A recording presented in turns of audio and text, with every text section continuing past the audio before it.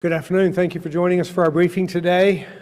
Today we will be talking, for the most part, in my comments about our economy and about important developments in Tennessee's economy and efforts to get Tennesseans back to work. We'll also be talking about the ability of Tennesseans again to safely visit their loved ones and friends in nursing homes and the cost of isolation to the residents in our state that are in those nursing homes.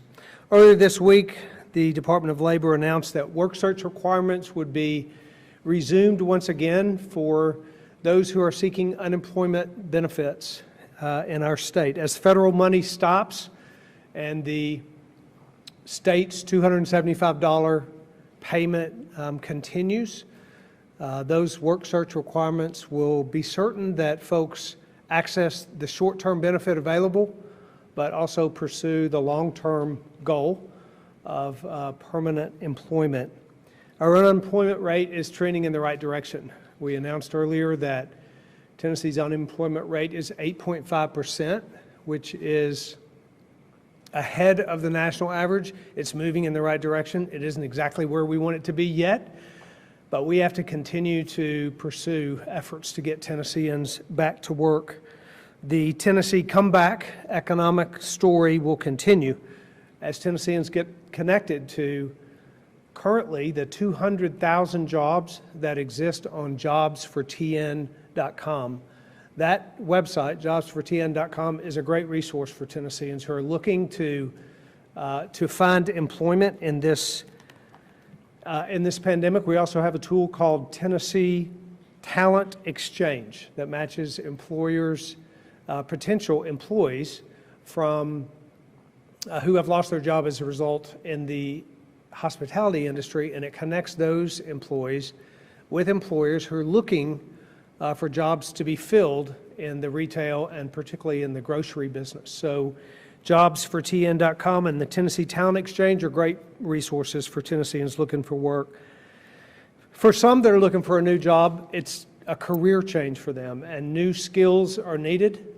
We are very encouraged by the number of apprenticeship programs that are opening up across our state. 40 counties have new apprenticeship programs that give folks the opportunity to gain important skills training on the job. I want to highlight a couple of businesses that have implemented these new programs, these new registered apprenticeship programs.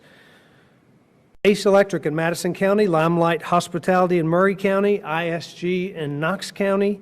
We want to thank them for being willing to take a risk and to provide a job and provide a skill for a Tennessean that needs a job. Unemployment impacts individuals significantly, but it also impacts businesses because businesses are taxed to provide unemployment benefits in time of great unemployment in our state. The University of Tennessee's Boyd Center just released projections that the tax premiums that would have been paid by our state's businesses would have increased by 300% had we not invested our coronavirus relief funds in the Unemployment Insurance Trust Fund.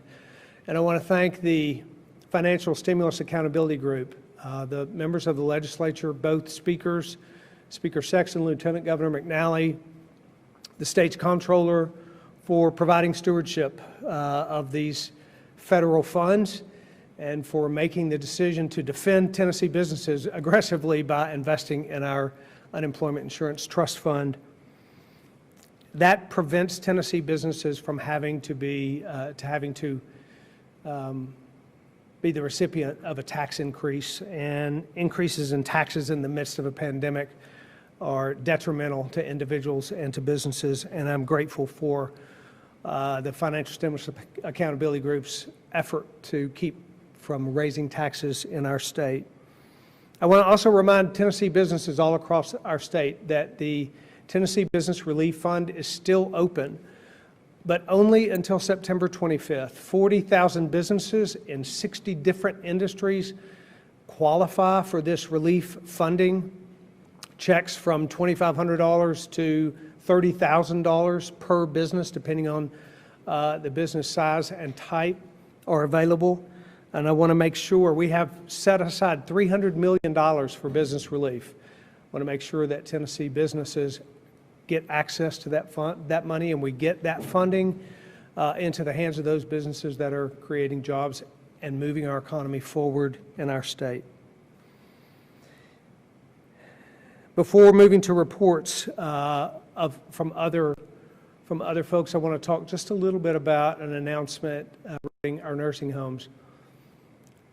We have learned through this pandemic that the most vulnerable in our state, particularly the elderly that reside in a nursing home or a long-term care facility, have the greatest risk with regard to COVID-19. And that's the reason that we have taken urgent measures early on, and that we had a very strict strategy, a very intentional strategy to protect the vulnerable in our nursing homes. And we will continue that strategy to make sure that they remain protected. But we also know that there's a great cost to pay when loved ones in a nursing home are isolated from their friends and their family. And after months of isolation, those costs mount emotionally, physically, and otherwise.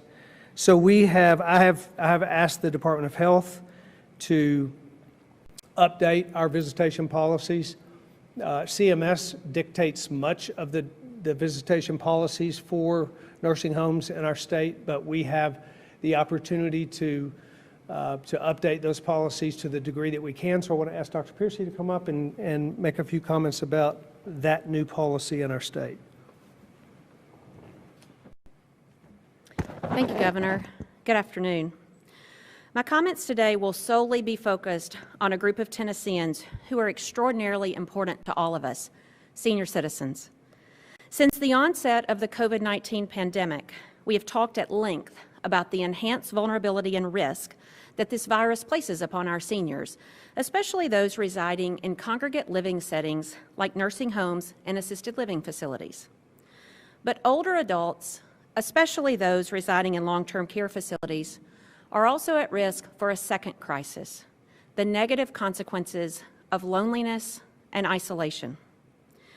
Relationships with family and friends are critical at every stage of life, but they're particularly meaningful as we grow older. Unfortunately, the COVID-19 pandemic abruptly halted face-to-face interactions, leaving an emptiness not easily replaced by phone calls or virtual visits. As the Governor just mentioned, protecting the physical health of our long-term care residents has been the top priority for our administration during this response. Our persistent and multifaceted efforts within our long-term care facilities appear to be paying off in Tennessee, as we do have one of the lowest COVID death rates in nursing homes in the nation.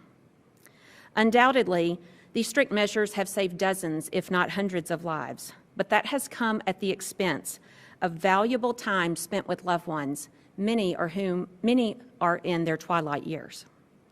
I'm proud to announce today that the wait is over. It's time to reunite residents and families in a safe and disciplined manner so we can better balance the physical and emotional needs of our older Tennesseans.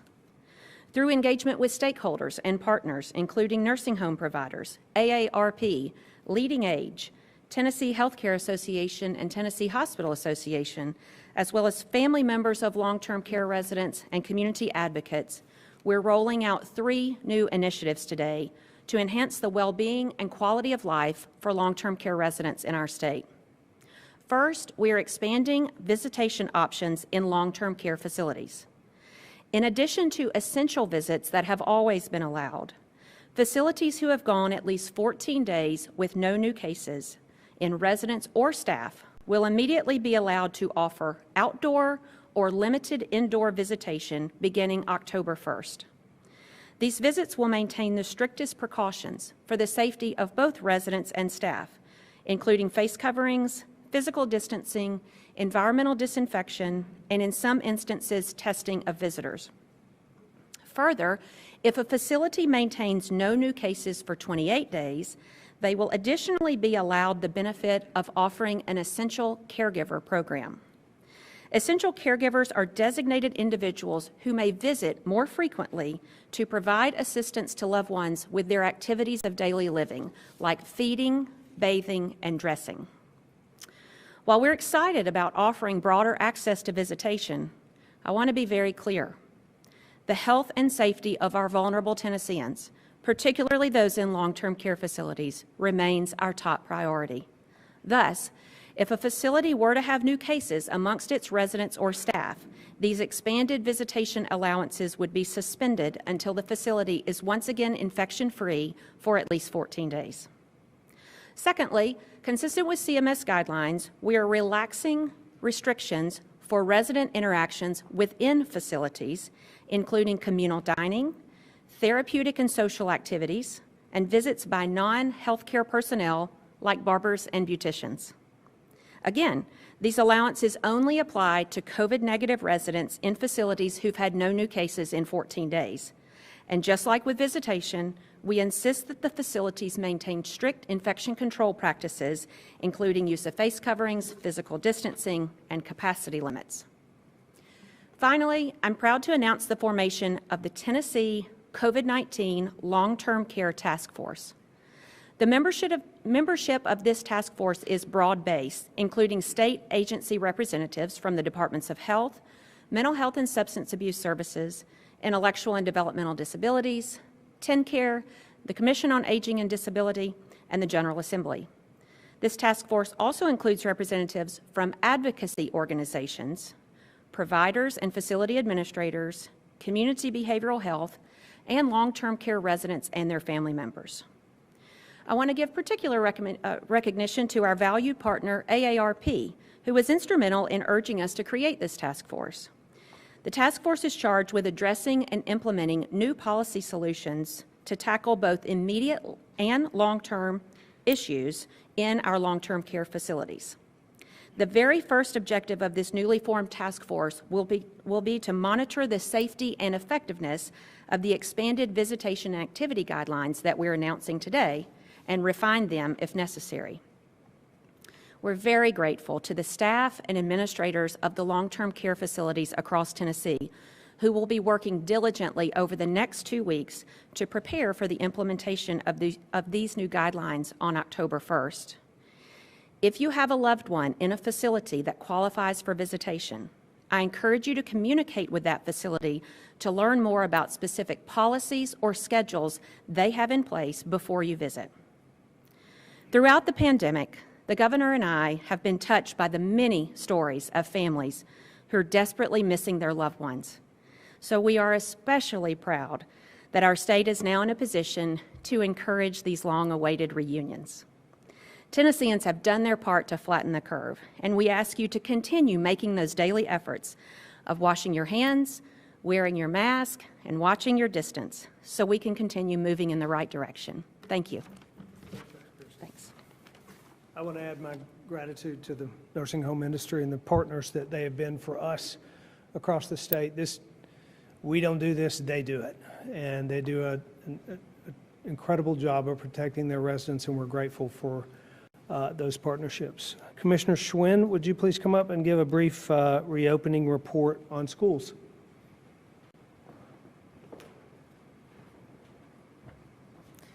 Good afternoon. So I had the great fortune of being in Alamo City, Bell City, and Crockett County schools today. Just wanted to give them a special shout out. They're doing a great job with reopening. A couple of quick updates. We have 129 districts that are currently operating under a hybrid model based on parent choice. 3 districts are utilizing other hybrid models, so those are alternating schedules, 1 grade band at a time. 9 districts are fully in person, and 5 districts are remote only. In terms of increases, this week we saw a 15% increase in participation rates as it relates to updating the dashboard, with 90% of districts, or 131 districts, who are submitting some level of information. We've also seen 400 new positive cases in students, 197 in staff. That is a decrease from last week, with more districts reporting. So again, while the rate of districts submitting school level data has increased, we've actually seen a decrease in the number of positive cases being reported in schools. Outside of that, We have graduation rates that are coming out today. So this week, the department released its graduation rates for the 2019-20 cohort of seniors.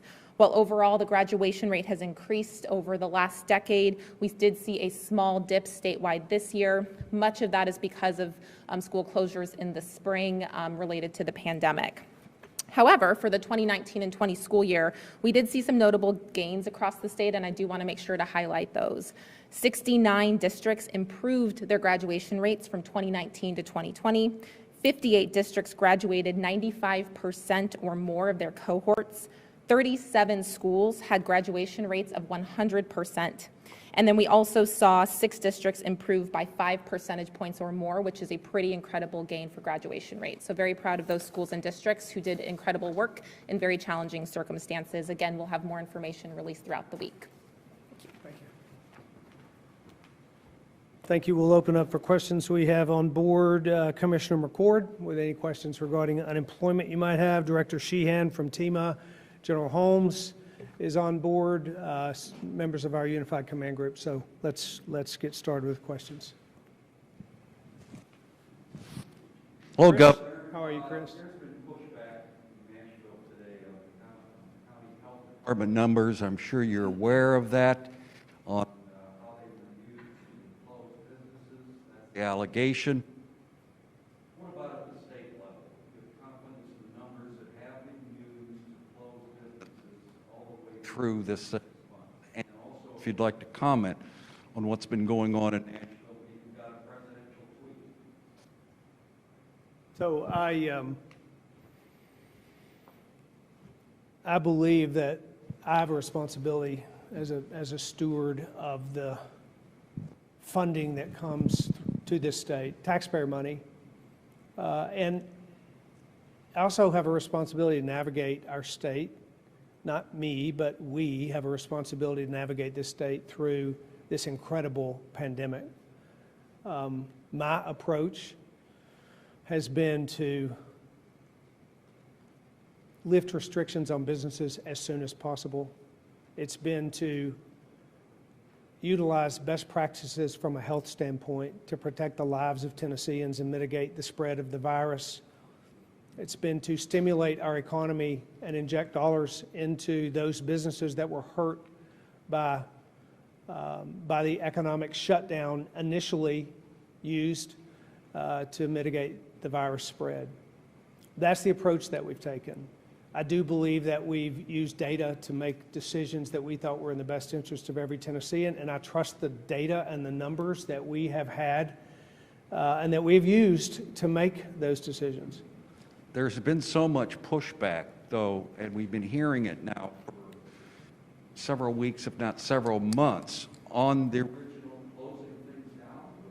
Would you have done anything different?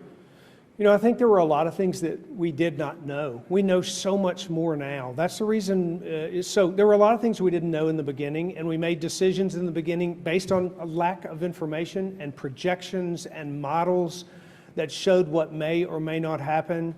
And I had a responsibility to protect the lives of Tennesseans in that. And I made decisions as a result of that limited information that we had. But as the information became real on the ground information, it became apparent to me that we needed to open our businesses back up. We needed to pursue in-person school. We needed to inject dollars into businesses so they could begin to return our economy. All the while making decisions like continuing to protect nursing homes and the vulnerable population. You use data. First you use projections, and then you use real data on the ground to make decisions. I feel good about those decisions and the data that we used to make them. We've been real clear about how we've made them and what those numbers were. I think we are navigating through this in a way Tennesseans are, that is strong in economic recovery. It's strong in our approach to the health pandemic, and I'm very hopeful about where we're headed. Hi, Governor. So this week, we saw higher revenue numbers come up about $115 million more than projected. I'm curious, what does that mean looking ahead about the budget cuts that you had to make to your original budget that you proposed earlier this year, and particularly about teacher pay raises? Is that now being discussed? Is that back on the table looking ahead? You know, I think there's a lot of unknown about what the future holds for our budget. There's been a significant amount in our state. There's been billions of dollars injected into the state's economy through relief programs from the federal government that certainly have helped stimulate our economy. As those relief funds come to an end, that will have an impact on revenues in our state. For example, unemployment insurance payments that will be ceased from the federal government, that will be stopped here in the next few days, will impact spending from those who may have received those unemployment benefits. So the truth is, we're very encouraged about the fact that our revenues are up. It certainly makes us hopeful about the ways that we can invest in teacher pay and or budget initiatives that are very important to me and to us, things that we talked about before this pandemic hit. It's just much too early to project what the economy will look like over the next year. Most of the projections show that we will struggle as an economy, even in the state of Tennessee. So we have a lot yet to know about that, but we certainly hope to return as soon as we can to times when we can invest in the things that we need to invest in. And just quickly, in your original budget, or the budget that was passed earlier this year, that included $50 million for an employee bailout. Has the state had to use that? I'm sorry. 50, I can't remember the amount, for the employee bailout fund, have you had to utilize that? The employee bailout funds. I'm not sure what you're. The buyout. The buyout, sorry, not bailout, buyout. Buyout? You'll have to tell me what you're talking about. It was kind of vague at the time, but it was supposed to offer basically buyout employees in case you needed to do some layoffs. For state employees, you're talking about state yes. employees. So we are proposing and will be proposing that budget to the legislature to look at the ways that we can unfilled positions, that we can fill those, that we can eliminate unfilled positions as a part of budget reductions going forward. We'll continue to look at that. All right, thank you.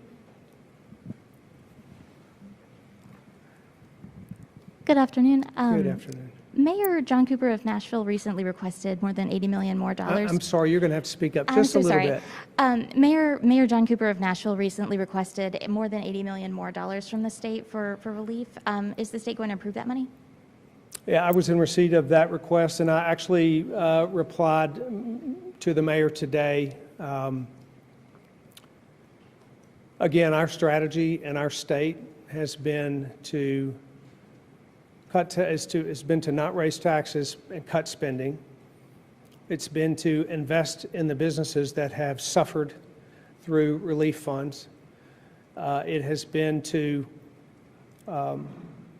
mitigate the spread of the virus, but limit restrictions on businesses and lift those when we felt those business restrictions were inhibiting the growth of our economy and not contributing to the spread of the virus. That's not been the approach consistent. Metro's approach has not been consistent with our approach. I have a responsibility as governor to 95 counties and to the citizens of every Tennessee county. Additional funding for one county takes away from all of the other counties. And Metro Nashville, in fact, per capita has received more federal funding than any other county in the state through this pandemic. And that's why I responded to the mayor and said that we would not be adding additional funding to Metro Nashville per his request. Thank you. Hi, Governor. Thanks for talking with us today. I have a question for you, or maybe Commissioner Schwinn. Okay. So we know, that was awkward, sorry for that. So we know that the Department of Education's dashboard is out there, it's live, but we have seen that there are school districts that have not reported their school-by-school breakdown. Mm-hmm. One of those schools is Williamson County. So I was wondering, how is that helpful for the parents of kids in those school districts that don't have that data. You want to reply to that? Hey, and sorry, what was the county that you referenced? Williamson County. Sure. So right now, this is our second week of data entry, and certainly I will say on behalf of superintendents, they've got a lot on their plates, and I'll defend them a little bit on wanting to make sure that they can focus on the business of reopening schools. I am really proud that 90% of our districts have submitted district-level data, and certainly what we've seen is at the local level, as local school districts are making decisions, they are having those conversations about school-level data reporting. And so like we've said, the district-level aggregates are really important. We are seeing that in 90% of our districts, and we'll continue to work closely with every district around any kind of conversations they are having at the local level related to school-level reporting, but those are local decisions. But one of the things that your department said, Commissioner, was that by August 22nd, you were expecting full reporting from all the school districts. That's next week. And we see that not every school district is reporting. You're not requiring them to report this data either. So how do you get buy-in when you're not requiring them to do this? I mean, I think 90% is pretty good buy-in for school districts, many of whom are in their 4th to 6th week of school. So again, when we look at last week when we were at 75%, this week we have 90% of districts reporting, and certainly continue to be really proud of the work that our districts are doing. And I think very grateful that they are reporting that as regularly as they are, again, in our second week. We will continue to work closely with them. Our core offices have worked closely with them on data entry, and we will continue, again, to work closely as it relates to school-level reporting. But that does need to remain a local decision, especially as they think about what that means in terms of what information they're providing in their local communities. But that's something that will continue to be ongoing conversation with our districts. But 90% in the second week, again, we're one out of 2 departments of education who have provided a dashboard nationally.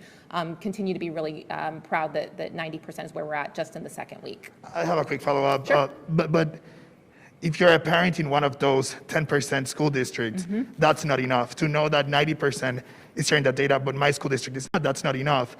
So, I mean, how do you make sure that those parents are not kept in the dark? That's been the situation with this administration in the last few weeks. How do you make sure these parents in these 10% of school districts, like you said, are not kept in the dark with this data? Yep, so appreciate that. And as a parent of 2 school-aged children, I certainly would want to know that information myself. And as a parent, I would certainly bring that up with my local school board and my local school district. That is what we are seeing across the state. Parents are becoming very meaningfully engaged and have been with those conversations as it relates to school reopening. How districts make decisions around what data they will share and at what grain size must remain a local decision. It must be a conversation with school boards, school districts, and families. The Department of Education and the state is working very hard to create opportunities and platforms to share that at a statewide level, and that continues to be the balance that we have. But again, we'll continue to work closely with districts to get as much information as possible into that dashboard as we move into just the 3rd week. Yes, sir. Good afternoon, Governor. In your letter to Mayor Cooper today, you outline concerns with how he's prioritized federal coronavirus relief spending. You don't say this, but would you classify that as fiscal mismanagement? What would you call what they've done? And I want you to clarify, you said that you all would not be providing additional funds to them. I don't know if that is explicitly said in the letter. So to clarify, there's no chance of them getting additional funds. Well, I certainly want to be, as I tried to be throughout this pandemic, to partner with and to work with the mayor, and we will do so. But the current request is not, I'm not going to fund the current request as requested. So I offered in that letter a number of questions about the way that it appeared to me that they were spending those funds. And I suspect that we'll meet and talk about his response to those questions in order for us to continue to move forward. But as I said earlier, for me, this is about stewardship. This is about responsibly utilizing taxpayer dollars. And I believe that we should cut budgets and not raise taxes. That's the first responsible action that we should do. That's what the state's approach is. I think that's what government's approach should be, is to live within our means. I think that we should significantly invest in business economic recovery. We have invested and set aside $300 million for business recovery. That would be a priority if I were operating in a metro government. That would also be a priority. And the reality is that Metro Nashville has received, of the coronavirus relief funds, $121 million set aside specifically through the federal government for Metro Nashville. They were one of the few counties that actually received designated funds from the federal government. There are 95 counties. Providing funding for Davidson County additionally, beyond the billions of dollars that they currently have, means taking away from the funding for those other 94 counties. And that's something that, for me to consider, I have to believe that the strategy that I'm investing in is one that is consistent and aligned with the state strategy, and Metro Nashville's are not. You noted in the letter that Mayor Cooper had imposed some of the most restrictive rules on commercial activity, something like that. Do you think that he should lift all of the current restrictions on bars and restaurants? Where are you on that? Well, I think that we made a commitment early on to try to lift restrictions as soon as possible in a way that we thought would not compromise our approach to health and mitigation of the virus. We have to get our economy moving forward. Metro Nashville is the least rapidly recovering economy of all metro regions in the United States as of right now. That means, in my view, that our strategy in that particular place, from an economic standpoint, is not an effective one. And that includes restrictions on businesses and their ability to operate, to employ, to generate revenue for our state. And to the degree that we can lift those restrictions as soon as possible, that's a strategy that I've taken, and that's a strategy that I think we ought to take all across the state. Seeing how he hasn't done that, at any point, would you step in and say these 6 local county health departments can no longer set? I've been really clear rules? about the power of local authority, whether it's in mask, facial requirements, mask requirements, or operating an economy. I certainly am not going to invest further into what I think is not a good strategy. And I've seen, and the mayor has begun to make efforts. So, I think that we just continue to talk about what we think the best strategy is going forward. So not rolling back the ability for them to set their own I think that he and I will schedules. be talking further about what we can do together and how we can work together to make Nashville's economy and all of Tennessee's economy move more rapidly in the right direction. Thank you, Governor. Yes, sir. So almost 2 weeks ago, the Murray County Fair saw an estimated 20,000 people attend that event. There were safety measures put in place, social distancing signs, things like that. But as far as enforcement mechanisms, a lot of them you could say were severely lacking, such as venues like a big arena where over 1,000 people are able to be packed together, the majority of which did not have masks. Or do events like these make you rethink your approach to leave the decision to impose mask mandates and things like that completely up to the county mayors? Do events like those make you rethink that approach? I certainly think that mayors have an obligation to be responsible in the way they protect their citizens in their counties. It's one of the reasons that I think you give elected officials, local elected officials, authority to do so. The citizens of Murray County will respond positively or negatively to any number of things that happen in their county. I have concerns anytime we have events that might create a spread incident, but I'd be really interested to know cases associated with that event afterward. And that'll be something that I'm sure the health department in that community will look at.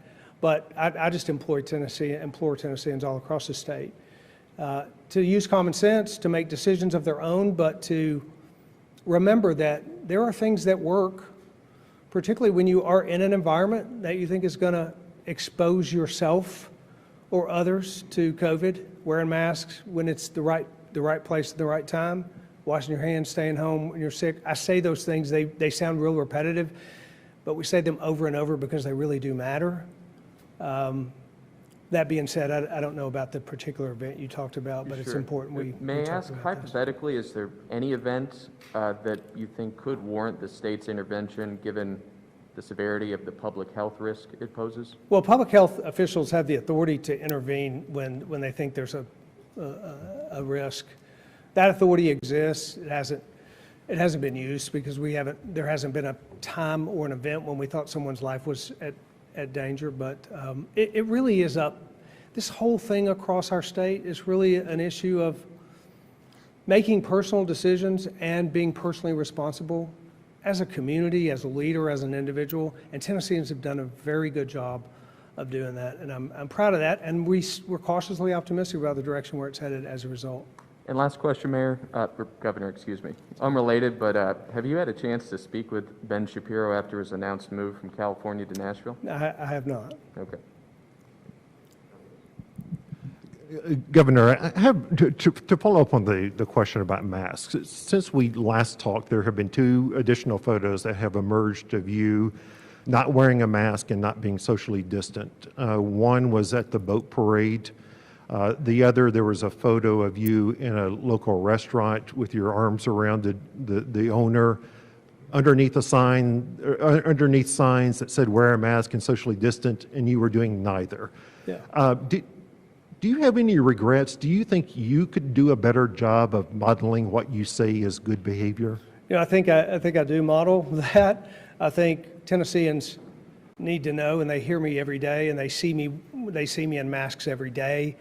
They watch what we say and what we do. I think it's really important that people know that I think it's very serious. I think it's very appropriate. I think that you do have to make your personal decisions, but you have an obligation. And I follow that obligation. And there are circumstances where I don't wear a mask because I don't feel that I'm at risk in that situation. But yeah, I feel safe. And when I don't, I wear a mask. And do you think you should have posed with your arms around that gentleman with no mask? You know, I felt safe in that environment. I don't know who it was or if I know them, but I feel safe. When I don't feel safe, I wear a mask. And then a quick question about the mayor, your conversations with the mayor. You have previously said that you trust county mayors to do what they think is best for their jurisdictions, that you're not going to issue mandates. Is this a new approach where you're going to punish county mayors if they don't do what you say? Well, I want to work with our mayor of Metro Nashville, and I have been, and we've had ongoing relationships, and we'll work on this issue as well. No, I don't think you punish. I think you just make decisions about your own that you have the ability to make with regard to leaders and what you believe, and you encourage and you work together. We've done that in this state really well. We have worked together. I've made a real strong effort to work with the municipal mayors all across our state as well as county mayors every day. I feel good about that approach, and that's the direction I'll continue to take. Sam? Yeah, Governor, your ECD commissioner confirmed this week that you all sent the video to the Chinese U.S. investment event earlier this month. Considering all of the complaints about China human rights abuses and allegations they shipped the flu over here, or not the flu, but the pandemic, is it appropriate to recruit those types of jobs? I think what's most appropriate is that you have a very clear and strict vetting process for whatever international company you talk to about coming to Tennessee. I was at a meeting with Secretary Pompeo, talked specifically to governors about relationships with China and Chinese companies, and he talked about being very clear and understanding who you're working with, not to work with companies that are owned or connection to Chinese Communist government, but to just be very aware of the circumstances you're in. That's why we have a very strict policy with regard to any international company that we talk to, that we know who they are and what their connections are. We will continue to review and are reviewing our current policy with regard to Chinese companies. One thing on local control, the Shelby County Schools District is not allowing fall sports, contact sports, even though you allowed contact sports to proceed. This puts them sort of at odds with even those municipal school systems in Shelby County. Do you feel Shelby County Schools is overreacting by not allowing soccer and football this fall? Well, I will say this. I think children ought to be in a classroom before they're allowed to be on the football field. And I have worked really hard to get kids in person in classrooms, in part so that they can participate in all kinds of extracurricular activities. That's been our approach, and that's what I think should be happening all across the state. So are you saying you're okay with it? Okay with playing football? Okay with them not playing, since they're doing online Oh, well, that's a only? local decision, and I've deferred to local decisions. We've seen that all across our state. I can tell you what I think we ought to be doing. I think they ought to be in school in person, and then I think they would be able to participate in extracurricular activities. And one more thing real quick, you talked about not raising taxes during the pandemic, but did you not support the increase in the online sales tax collection? That actually is a tax that's currently levied, but just not recovered. So sales tax is an ongoing and currently existing statute in the state. Collecting it via the online process is a matter of collecting a tax that was already due but not previously being collected. It wasn't a tax increase, it was a collection of a current tax in statute. Okay. Hi, Governor. My first question is following up on something that you said a little bit earlier in this press conference, talking about how Metro Nashville's approach to reopening the economy hasn't been consistent with yours.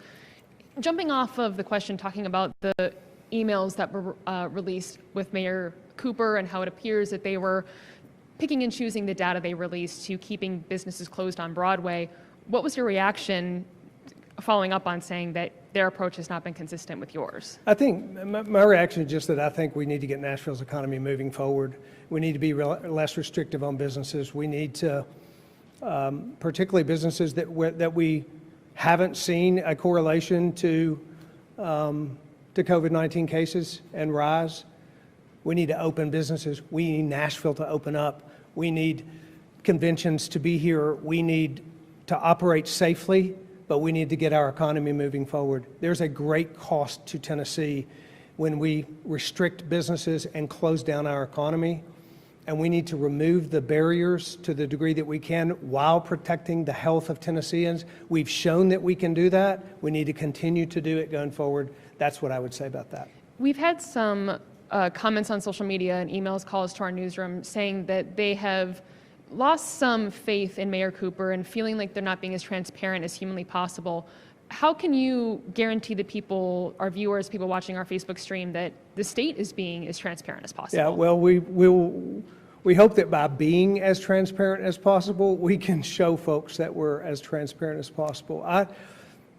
I just want Tennesseans to know that we recognize that their health is really important and the decisions we make to protect them are serious. This pandemic is serious. The cost to citizens that have lost their lives and those families is serious. We take it very seriously, but we also take very seriously the hundreds of thousands of people that have lost their jobs, that have lost their businesses, that will lose their homes, that can't pay their rent. That's very serious to me. And the longer that mounts up, I take it very seriously. The academic losses associated with a child not being in a classroom, very serious to me. It's why we've worked so hard to get kids in-person schooling. So there are a number of things that are very concerning. It's why we're working so hard to attack and move toward those things that seriously impact Tennesseans to make a better outcome for them across the board. And then a quick clarification question for maybe Dr. Piercy. You said nursing homes, for people coming to visit, you said the visitors would be tested in certain circumstances. What are those circumstances? There are actually two circumstances that would require testing of visitors. in the 14-day category for limited indoor visitation. If a resident is not able to leave his or her room to go to the designated indoor space, that person, the visitor, can come into the resident's room if that visitor has a negative test, either a negative PCR within 72 hours or a negative on-site point of care test. That's one scenario. The other scenario is in the essential caregiving program that I referenced. And I think you probably heard me describe, that's a much more intimate interaction. They're very close to the resident and therefore at high risk. And so those essential caregivers are subject to the same testing requirements as the staff according to the CMS frequency table. For most facilities, that'll be weekly. Some are monthly, some are twice weekly, but for most, that'll be weekly. Thank you both. Governor, that's the time we have for Great. today. Thank you all. I want to make a closing comment by recognizing the 223rd anniversary of our United States Constitution. The American commitment to the Constitution and to the rule of law sets us apart as a nation. And the Constitution really guarantees, it lays out the fact that our freedoms are endowed to us by our Creator, and that every citizen can take hold of the opportunities that America has to offer because of this commitment to its structure and to the rule of law. And that's particularly meaningful in a time when the relevance of our Constitution is tested and when the commitment to the rule of law is being challenged. But today we celebrate the sovereignty of this nation, the thoughtful founding of this nation, the providence of God continuing to our nation, and we celebrate the anniversary of our United States Constitution. Thank you all for joining. We will see you again next week.